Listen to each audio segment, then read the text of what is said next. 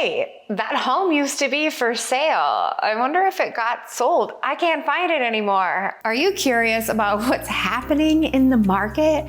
I am, because right around 800 or 900 listings disappeared from the market in Denver in August.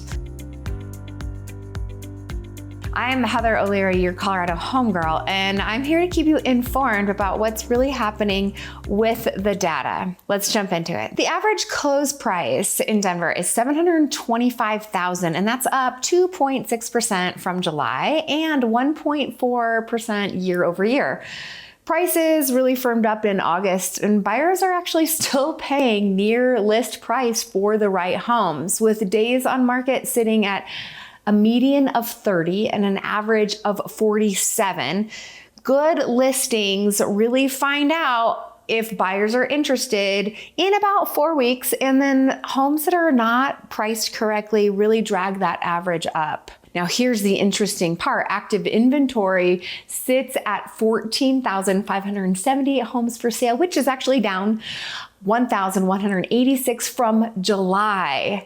And that's exactly what I was talking about a moment ago. Homes have disappeared from the market, which means sellers who thought they wanted to sell, but maybe were just testing the market and got a little disappointed and couldn't get that price that they wanted, have withdrawn their homes from the market. That's a pretty significant number of homes to just decide not to move.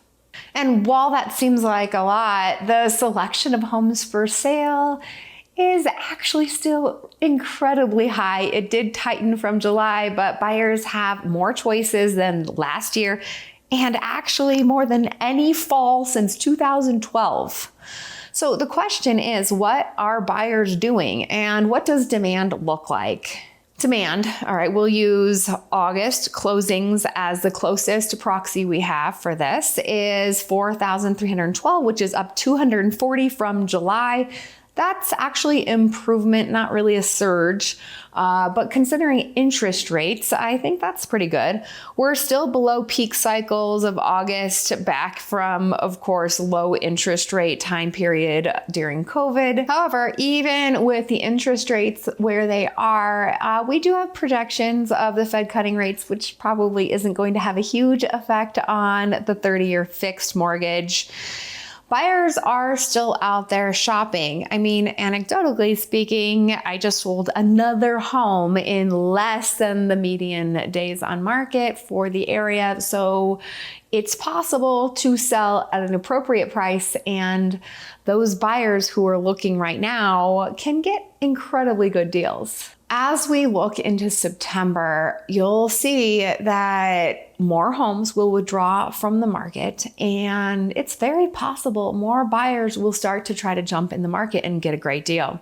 Now, average close to list price is still 99%, which means sellers are getting what they are asking for. There is still room for buyers to negotiate, and that usually is in the form of seller concessions to help buy down the interest rate. So buyers win with lower interest rates, and sellers who really need to sell can get their home sold.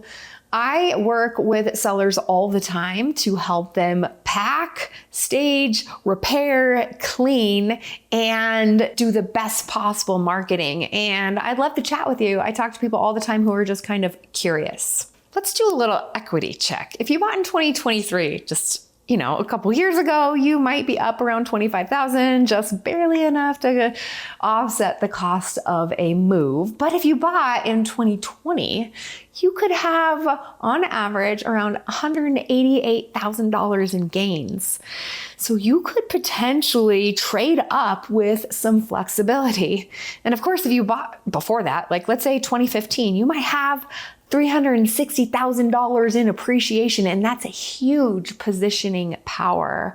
And you could then relocate or right size, and that gives you so many possible options. Now, if you don't own yet, and you're getting a little jealous of me talking about all this equity, August definitely brought higher prices, even with all kinds of inventory on the market. So waiting could actually cost more. If you hire a realtor who has an expertise on looking at the data, you can definitely find a fantastic deal that works in your budget. I'm here to help you read the data, not just the headlines, and help you make a smart move. So sign up on my Linktree. I'm Heather O'Leary with eXp Realty.